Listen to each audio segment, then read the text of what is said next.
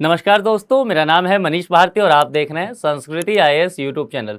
दोस्तों, जैसा कि आप जानते हैं, हम इस बार आईएएस प्रीलिम्स एग्जामिनेशन के लिए क्विक रिवीजन कर रहे हैं और उसका जो फॉर्मेट है, हमने ऐसा किया है कि हम टॉपिक वाइज 5 क्वेश्चन लाएंगे। 5 क्वेश्चन 5 टॉपिक से लाएंगे। तो अभी हम अंतर्राष्ट्रीय संबंध यानी कि आईआर वाले खंड जो है उससे ऐसा कर रहे हैं। 5 लेक्चर हम इस पर पहले ही ले चुके हैं। ये जो हम लोग का छठा लेक्चर है, तो इसमें भी 5 क्वेश्चन है जो कि 5 विभिन्न टॉपिक से होगा। तो चलिए अब हम सीधे इस लेक्चर छठा का प्रश्न 1 पे चलते हैं, जो कि हमारा पहला टॉपिक भी है।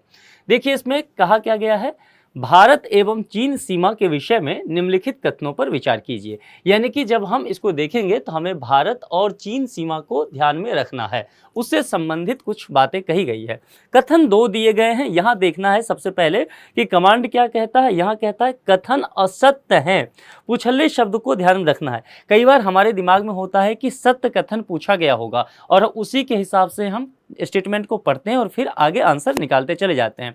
लेकिन यदि यहाँ देखेंगे गौर से तो असत्य कथन, तो इसको बहुत गौर से देखना होता है। यूपीएससी आपके साथ ये खेल कर सकती है। चलिए, इसको ध्यान में रखते हुए अब हम स्टेटमेंट पढ़ते हैं।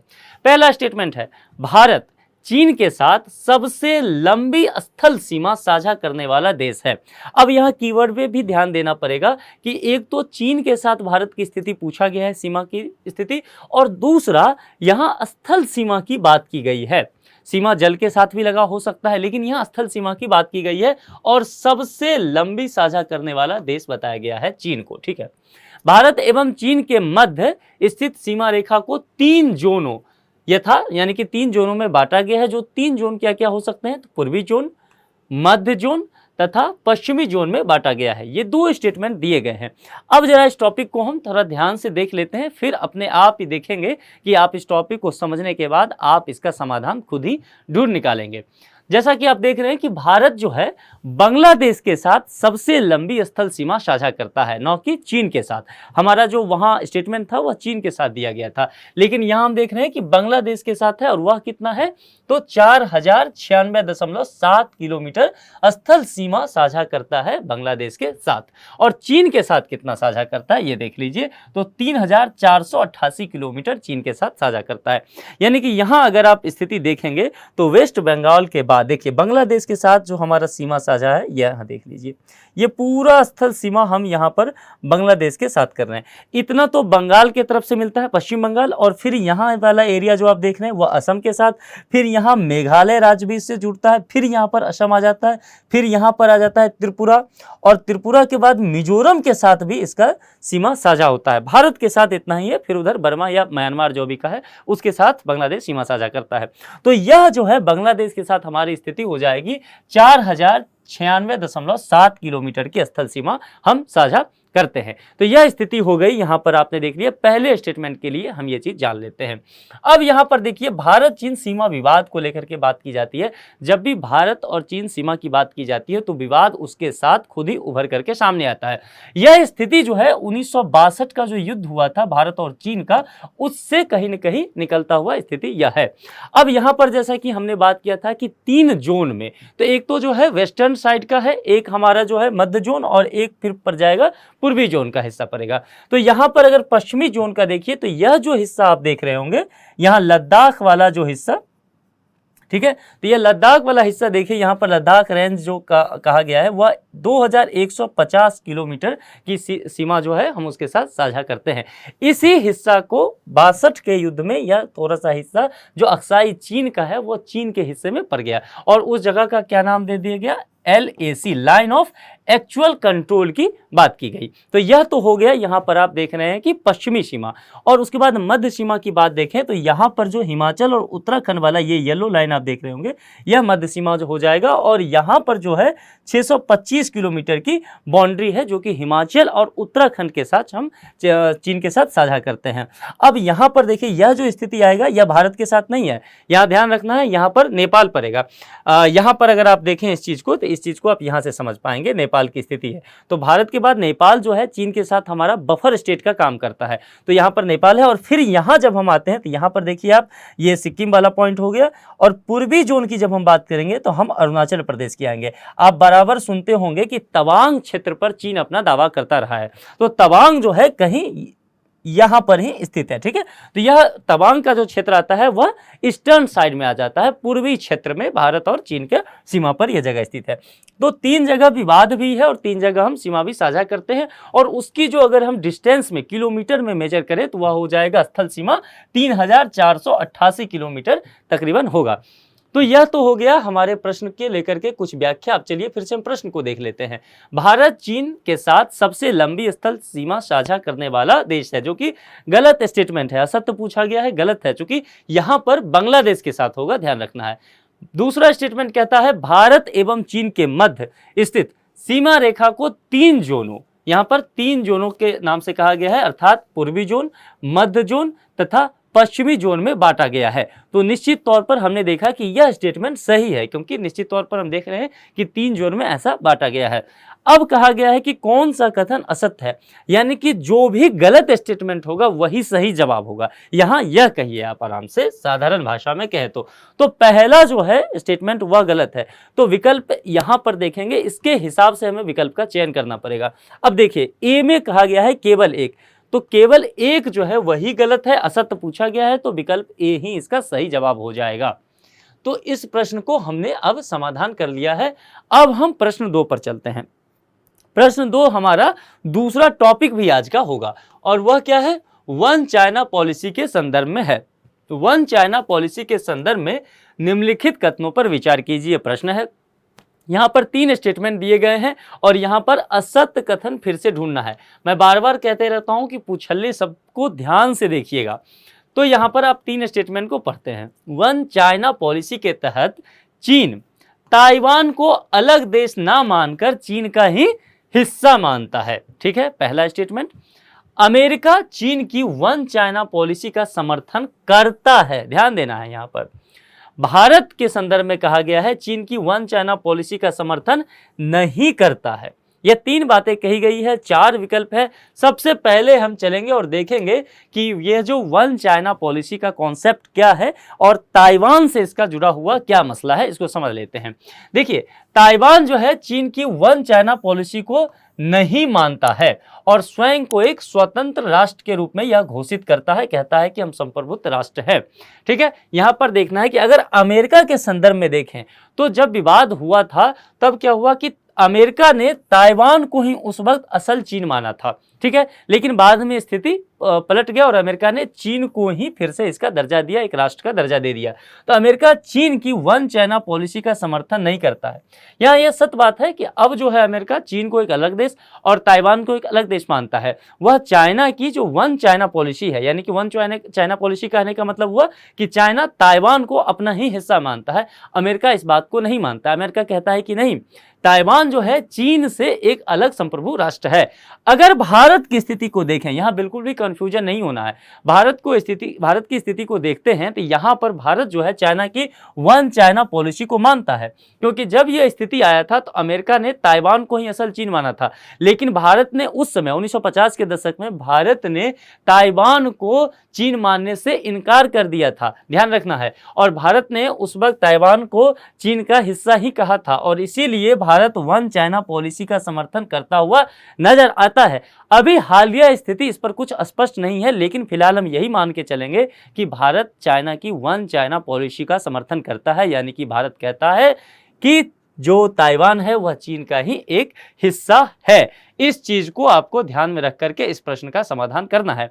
अब इस प्रश्न पे दोबारा से आते हैं। वन चाइना पॉलिसी के तहत चीन ताइवान को अलग देश ना मानकर चीन का ही हिस्सा मानता है, तो हम देखते हैं कि यह बात बिल्कुल सही है। दूसरा स्टेटमेंट कहता है अमेरिका के संदर्भ में कि अमेरिका चीन की वन चाइना पॉलिसी का समर्थन करता है। हम जानते हैं कि अमेरिका जो है इस तरह की स्थिति में नहीं है। अमेरिका ताइवान को एक अलग स्वतंत्र राष्ट्र के रूप में देखता है, वह चीन के तहत उसे नहीं देखता है, इसीलिए दूसरा स्टेटमेंट गलत हो जाएगा। तीसरा पे चलते हैं। तीसरा भारत के संदर्भ में कहा गया है और भारत के संदर्भ में कहा गया है कि भारत चीन की वन चाइना पॉलिसी का समर्थन नहीं करता है, जबकि यह बात स्थिति अभी स्पष्ट नहीं है। अगर उस समय की स्थिति को देखें तो हम ऐसा मानते हैं कि भारत चीन की वन चाइना पॉलिसी का समर्थन करता है, यानी कि वो ताइवान को चीन का ही एक हिस्सा मानता है। तो नहीं है तो नहीं, गलत है, इसलिए यह स्टेटमेंट भी गलत हो जाएगा। हमें असत्य ढूंढना है तो दूसरा और तीसरा दोनों गलत है। तो जरा विकल्प देखिए, विकल्प में 2 और 3 जहां दोनों गलत हो, केवल डी के साथ यह स्थिति है, इसीलिए इस प्रश्न का सही जवाब डी होगा। ठीक है, अब हम चलते हैं प्रश्न 3 पर, और प्रश्न 3 जो है आज का तीसरा टॉपिक भी है, जो पिछले मतलब 1-1.5 साल में चर्चा में रहा था। तो उसको देख लीजिए, एक देश दो प्रणाली, वन कंट्री टू सिस्टम्स की बात की जा रही है। नीति निम्नलिखित में से किस देश से संबंधित है? अब इस स्थिति को सबसे पहले हम समझ लेते हैं। देखिए यहाँ पर डेंग शियाओपिंग द्वारा वर्ष 1970 के आसपास एक देश दो प्रणाली, वन कंट्री टू सिस्टम का कॉन्सेप्ट दिया गया था। इस योजना का उद्देश्य चीन और ताइवान को एकजुट करना था। जैसा कि मैंने पहले कहा कि चीन से ताइवान खुद को अलग बताता रहा है, लेकिन जब यहाँ पर डेंग शियाओपिंग थे तो उन्होंने 1970 के दशक में वन कंट्री टू सिस्टम का नारा दिया, प्रस्ताव दिया, और इसके तहत यह मानने को विवश किया दुनिया को कि भाई देखिए ताइवान जो है चीन का ही एक हिस्सा है। वह एकजुट दिखाना चाहते थे। हाल ही में हांगकांग की मुख्य कार्यकारी जो है कैरी लैम द्वारा प्रत्यर्पण विरोध का प्रस्ताव रखा गया, जिसका विरोध हांगकांग में बड़े स्तर पर हुआ था। प्रत्यर्पण विरोध के संदर्भ में अगर हम बात करें तो वहां पर जब ये प्रत्यर्पण विधेयक आया था, इसी को लेकर के ये पूरी तरह से विरोध हो रहा था। जो हांगकांग के लोग थे वो सड़कों पर उतर आए थे और इस विधेयक का, जो चीन के द्वारा लाया गया था, इसका विरोध कर रहे थे सड़कों पे निकल करके। अब ये विधेयक था क्या? तो देखिए, इस विधेयक में था कि हांगकांग के लोगों को उन स्थानों पर प्रत्यर्पित करना जो हांगकांग के प्रत्यर्पण समझौते के तहत नहीं आते हैं। लेकिन चीन इस पॉलिसी को लेकर के आया और इस समझौते के माध्यम से चीन क्या करता, तो हांगकांग के किसी भी व्यक्ति को प्रत्यर्पित कर सकता है, जो सीधे सीधे यहाँ की स्वायत्ता पर हमला होगी। कहाँ की स्वायत्ता पर? तो हांगकांग की स्वायत्ता पर। अच्छा, इस विधेयक में एक बात और भी क्लियर नहीं है कि आप जो इसका प्रत्यर्पण करेंगे किसी व्यक्ति का, वह किस जगह पर करेंगे, या तो चीन के अंदर ही कहीं या चीन से बाहर भी कहीं। इसकी स्थिति बहुत स्पष्ट नहीं है। तो सबसे पहले अब हम प्रश्न को देखते हैं, एक देश दो प्रणाली, वन कंट्री टू सिस्टम। अब आप देखिए किससे संबंधित है, तो भारत की कहीं चर्चा नहीं आई, संयुक्त राज्य अमेरिका भी चर्चा में नहीं है, कनाडा भी नहीं है। निश्चित तौर पर चीन की चर्चा आई है, और वह कहां से चर्चा में आई है, तो ताइवान और हांगकांग से संबंधित ये बात है। तो इसका सही जवाब क्या हो जाएगा? डी हो जाएगा। अब हम आज के प्रश्न संख्या 4 पर चलते हैं, जो आज का हमारा चौथा टॉपिक भी होगा। और प्रश्न क्या कहता है? सिंधु जल संधि को लेकर के, इंडस वाटर ट्रीटी जो हुआ था भारत और पाकिस्तान के मध्य, उसको लेकर के बात की जा रही है। अब यहां पर देखिए 2 स्टेटमेंट है, देखना है कमांड क्या कहता है। तो कथन असत्य है, तो फिर से असत्य कथन जो होगा उसके हिसाब से हम चलेंगे। कमांड के पुछल्ले शब्द को बार बार मैं कह रहा हूं, ध्यान में रखना है। एक चीज इस प्रश्न में आपको और ध्यान में रखना है, वह क्या है कि जैसा कि मैंने कहा कि सबसे पहले क्वेश्चन पढ़ लिया, फिर जो कमांड कहा उसका पुछल्ला शब्द देख लिया, लेकिन कई बार विकल्प भी थोड़ा सा टेढ़ा होता है। तो कहीं ऐसा विकल्प आए जैसे कि डी में है, ना तो एक और ना ही दो, तो इस तरह का विकल्प जहां भी आ जाए, जिस भी प्रश्न में आ जाए, वहां थोड़ा सा सतर्क हो जाइए। और उस स्थिति में सतर्कता और भी बरतनी होगी आपको, जब किसी विकल्प में ना तो एक और ना ही दो हो, और साथ ही कमांड में असत्य हो या सत्य नहीं जैसी बातें लिखी हो। यह दोनों ही बातें किसी प्रश्न में आ जाए तो थोड़ी सी अधिक सतर्कता बरतिए, क्योंकि यहां पर आप जानते हुए प्रश्न को गलती करने की संभावना आपकी बढ़ जाएगी। अब जरा इतनी चीजों को हम जब दिमाग में रख लेते हैं एग्जाम भवन में, उसके बाद हम चलते हैं इस स्टेटमेंट पर कि क्या कहा गया है। देखिए, पहला स्टेटमेंट है, अंतर्राष्ट्रीय जल प्रबंधन संस्थान द्वारा इस समझौते की मध्यस्थता की गई। किस समझौते की बात की जा रही है? तो इंडस वाटर ट्रीटी की बात की जा रही है। इस समझौते के तहत 3 पूर्वी नदियों के जल पर भारत को पूर्ण अधिकार दे दिया गया था। अभी हम देख लेंगे कि वह 3 पूर्वी नदियां कौन कौन सी है, और इस दोनों ही स्टेटमेंट को भी हम क्लियर कर लेंगे। चलिए अब जरा सा इसका एक्सप्लेनेशन देख लेते हैं। और यहां पर कहा गया है द इंडस वाटर ट्रीटी, यानी कि IWS के नाम से इसे हम जानते हैं। तो यहां पर देख लीजिए कि स्थिति, इस मैप को सबसे पहले समझ लीजिए। और ये पूरा मसला जो है कहीं ना कहीं जम्मू कश्मीर का जो क्षेत्र है वहां से संबंधित है, कश्मीर घाटी और जम्मू के क्षेत्र से संबंधित है। अब यहाँ पर देखिए, जैसा कि हमने यहाँ पर देखा है कि यहाँ दो रीजन है, एक है वेस्टर्न रिवर्स हो जाएगा और दूसरा हो जाएगा ईस्टर्न रिवर्स हो जाएगा। अब ईस्टर्न रिवर्स में 3 नदियां हैं। यहाँ का पूरा जो कहानी है वह 6 नदियों पर डिपेंड है।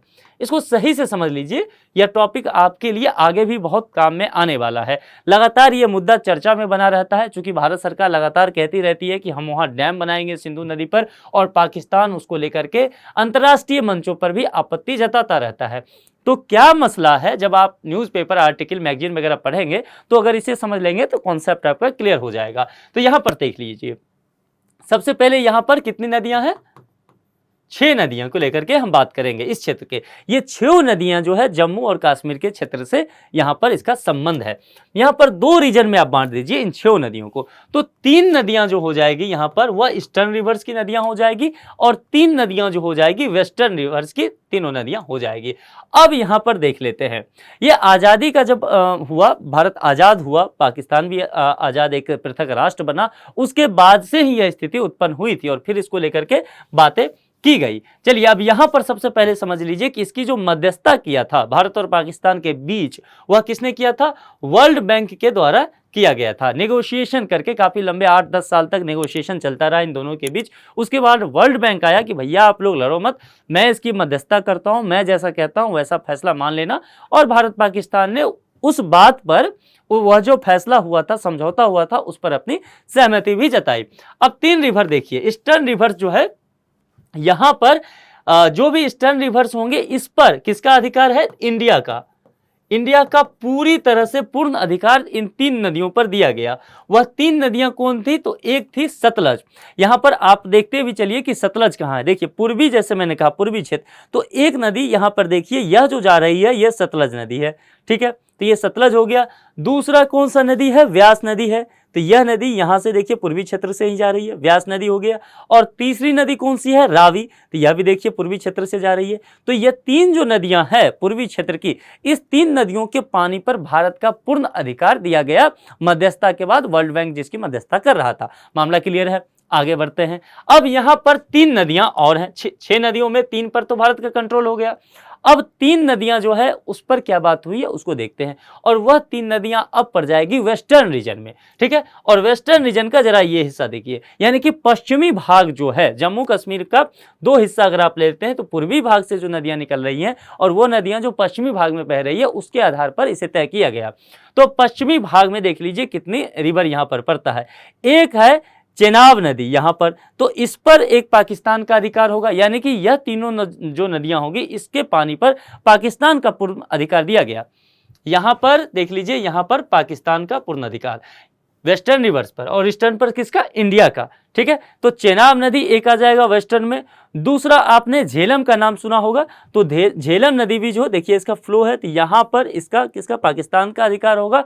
और सिंधु नदी की बात सुनी होगी आपने, यानी कि इंडस रिवर की बात की जा रही है, तो उस पर भी देखिए यहां से भी इंडस रिवर यहां से निकल रहा है, तो इस पर क्या? पाकिस्तान का अधिकार होगा। इन तीनों के पानी पर जो वेस्टर्न रीजन है, इंडस, झेलम और चेनाब, इस पर पाकिस्तान का अधिकार। पूर्वी रीजन जो पर जाता है, यहां पर आकर के सतलज, व्यास और रावी, इसके पानी पर पूर्ण अधिकार जो है भारत का है। अब यहां एक और बात समझने की जरूरत है, यहां पर भारत का अधिकार क्या है? आप कहेंगे, प्रश्न करेंगे कि सर ये जो जम्मू कश्मीर का हिस्सा है, ये देखिए यहां पर जो गिलगित बाल्टिस्तान का हिस्सा है, ये पीओके का हिस्सा है जो अभी पाकिस्तान ऑक्युपाइड है, लेकिन ये भारत का ही तो क्षेत्र है, यहीं से ये नदियां तो बह के जा रही है पानी, तो फिर इस पानी पर पाकिस्तान का पूर्ण अधिकार कैसे हो सकता है? भारत का भी तो अधिकार होना चाहिए। तो यहां पर यह बात की गई कि यहां पर जो पानी है इस पर भारत का अधिकार है, और इस पर जो है भारत का पूर्ण अधिकार ना दे करके भारत का एक लिमिटेड राइट दे दिया गया। यानी कि भारत सरकार इस पर कोई परियोजना चला सकती है, डैम वगैरह बनाने की बात हो तो भारत सरकार बना सकती है, पनबिजली संयंत्र बनाने की बात हो तो भारत सरकार इन नदियों पर बना सकती है, लेकिन इसके पानी पर पूर्ण अधिकार नहीं है, सरकार उसके पानी को रोक नहीं सकती। इसीलिए अभी देखते होंगे कि भारत सरकार बराबर कहती है कि हम सिंधु नदी पर डैम बनाने की प्रक्रिया में हैं, और इसको लेकर के पाकिस्तान आपत्ति जताता है इसी समझौता को लेकर के। लेकिन वह समझ समझने की बात है, भारत सरकार कहती रहती है कि हम इसी समझौता के तहत यह काम तो कर रहे हैं, जो कि 19 सितंबर 1960 में हुआ था, कि जो समझौता हुआ था कि भाई हमारा पूर्ण अधिकार नहीं है लेकिन एक लिमिटेड राइट तो है, तो हम उस लिमिटेड राइट का प्रयोग करते हुए यह जो प्रोजेक्ट है वह कर रहे हैं। तो यह स्थिति आपको क्लियर हो गया होगा। अब यहाँ आपके सुविधा के लिए, समझाने के लिए मैंने कर दिया ये, ताकि आप चाहें तो स्क्रीनशॉट ले लें या आप लिख लें। समझौता जो हुआ था 19 सितंबर 1960 को हुआ था, जैसा कि मैंने पहले भी बताया था, कराची में, जो पाकिस्तान का हिस्सा है, और वर्ल्ड मैप बैंक जो है, विश्व बैंक, उसकी मध्यस्थता करता है, हम बात कर चुके हैं। 3 पूर्वी नदियां हैं जिसके जल पर भारत का पूर्ण अधिकार है, जिसकी बात हम कर चुके हैं, रावी, सतलज, ब्यास। और 3 पश्चिमी नदियां हैं, सिंधु, चिनाब और झेलम, जिस पर पाकिस्तान का अधिकार है उसके पानी पर। ये बात तो हम पहले ही कर ही चुके हैं। अब आते हैं हम प्रश्न की ओर और देखते हैं कि चौथा प्रश्न जो आज हमारा है उसमें असत्य कथन कौन है, क्योंकि हमें मतलब किससे है, असत्य कथन से। तो अब चलते हैं यहां पर। सिंधु जल संधि यानी कि इंडस वाटर ट्रीटी के संदर्भ में कथन जो कहे गए, 2 कथन। अंतर्राष्ट्रीय जल प्रबंधन संस्थान द्वारा इस समझौते की मध्यस्थता की गई, बिल्कुल गलत बात है। यहां पर अंतर्राष्ट्रीय जल प्रबंधन संस्थान नहीं होगा, कौन होगा, वर्ल्ड बैंक होगा। वह 1960 में इस तरह की स्थिति करता है, मध्यस्थता करता है। यहां पर इस समझौते के तहत 3 पूर्वी नदियों के जल पर भारत को पूर्ण अधिकार प्राप्त है। यह बात बिल्कुल सही है। आपने देखा भी कि 3 पूर्वी नदियां जो है इस क्षेत्र के, आप यहां पर देख सकते हैं कि सतलज, ब्यास और रावी जो है, इस पर भारत का पूर्ण अधिकार है। तो पहला जो स्टेटमेंट है वह क्या हो जाएगा, गलत हो जाएगा, और दूसरा स्टेटमेंट सही है। लेकिन हमें किससे मतलब है, हमें असत्य जो है उससे मतलब है, और असत्य पहला है। तो पहला कहां पर पड़ता है, केवल 1 में। तो ए ऑप्शन इसका सही जवाब हो जाएगा। चलिए अब हम चलेंगे 5वें प्रश्न की ओर, और 5वां प्रश्न, 5वां टॉपिक आज का हमारा होगा, और आखिरी टॉपिक और आखिरी प्रश्न भी होगा। इसे समझ लीजिए। प्रश्न 5 कहता है, भारत पाक सीमा के संदर्भ में निम्नलिखित कथनों पर विचार कीजिए। यानी कि भारत और पाकिस्तान की जो बॉर्डर है उस पर कुछ तर्क दिए गए हैं, उसको आप को देखना है। यहां पर कमांड देखिए, कमांड फिर से कह रहा है कि कथन असत्य है, तो ध्यान से इसको देखना है। और मैंने पहले भी बताया था कि जहां पर यह डी जैसा ऑप्शन आ जाए, ना तो 1 और ना ही 2, तो थोड़ी सी अधिक सतर्कता बरतिए, क्योंकि गलती की संभावना, ये दोनों मुसीबत है, और ये दोनों मुसीबत जब इकट्ठे आ जाए तब आपके लिए बहुत अधिक मुसीबत खड़ी कर सकता है।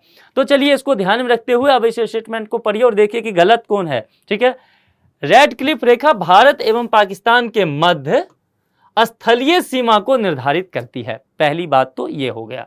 दूसरी, पाकिस्तान भारत के केवल 3 राज्यों के साथ सीमा साझा करता है।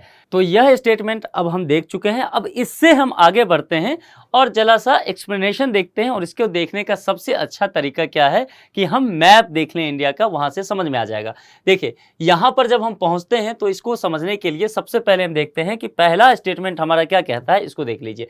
पहला स्टेटमेंट क्या कहा है, रेड क्लिफ रेखा को कहा है कि वो भारत और पाकिस्तान के मध्य स्थलीय सीमा को निर्धारित करती है। तो यह एक फैक्चुअल जानकारी है। तो यह बात, स्थिति जो है बिल्कुल सही है। दूसरा स्टेटमेंट है, पाकिस्तान भारत के केवल 3 राज्यों के साथ सीमा साझा करता है। इसको हम मैप से देख लेते हैं। और यहां जब आप मैप को देखेंगे तो यहां ये बॉर्डर पड़ता है, ये पाकिस्तान है, ये, और यह हमारा प्यारा भारत है। तो इसको आप देख लीजिए। यहां पर देखिए एक राज्य पड़ जाता है गुजरात, तो पहला राज्य हुआ जिसके साथ पाकिस्तान यहां पर बाउंड्री साझा कर रहा है। दूसरा राज्य हमारा पड़ता है राजस्थान, तो इसके साथ भी कर रहा है सीमा साझा। और तीसरा राज्य यहां हमारा पड़ जाता है पंजाब, तो पंजाब के साथ भी सीमा साझा कर रहा है। तो 3 राज्य हुआ। अब आप कहेंगे, मैं कहूंगा कि हाँ, ये 3 राज्य के साथ सीमा साझा करता है पाकिस्तान भारत के, और यह स्टेटमेंट जो है वह सही है। यानी कि दोनों में से कोई भी स्टेटमेंट गलत नहीं है। आप कहेंगे ठहरिए ठहरिए, ऐसे कैसे, यहाँ वापस से आइए पलट के। ठीक है, वापस से आइए। आप कहेंगे आपने कहा गुजरात, चलिए मान लेते हैं, राजस्थान वह भी मान लिया, आपने कहा पंजाब मान लिया, यह 3 राज्य तो हो गया, 1 2, एक गिनती का 3 पंजाब। आप कहेंगे यह भी तो पाकिस्तान है, यह भी तो पाकिस्तान का बाउंड्री है, और यहाँ पर जम्मू कश्मीर है, यहाँ पर लद्दाख है। यहाँ पर देखिए यह लद्दाख के सीमा साझा करता है, और यह जम्मू कश्मीर है। जब बंटवारा हो गया, 2 अलग अलग राज्य हो गया, तो यहाँ पर 2 और राज्य के साथ भी तो सीमा साझा कर रहा है पाकिस्तान, यानी कि 3 और 2 5 होने चाहिए। तो आप तो गलत कह रहे हैं 3, मैं कहूंगा कि जी 3 और 2 5 होने चाहिए।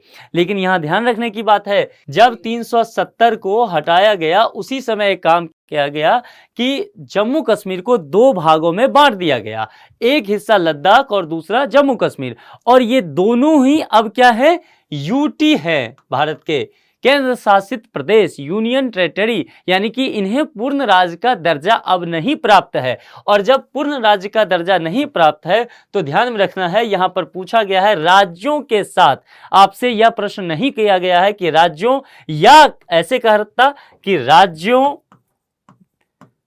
या यूटी, यहां यूटी या केंद्र शासित प्रदेशों के साथ, तब आप पहुंच जाते, लेकिन यहां पर केवल राज्यों के साथ पूछा गया है तो तीन ही का जवाब देना है। जम्मू कश्मीर अब यूटी है, लद्दाख भी यूटी है, इसीलिए ना ही जम्मू कश्मीर इस ऑप्शन में आएगा ना ही लद्दाख आएगा, तीन ही इसके ऑप्शन में आएगा, और इसीलिए यह तीन राज्यों के साथ सीमा साझा करता है। तो बिल्कुल सही बात है, पंजाब, राजस्थान और गुजरात के साथ सीमा साझा करता है।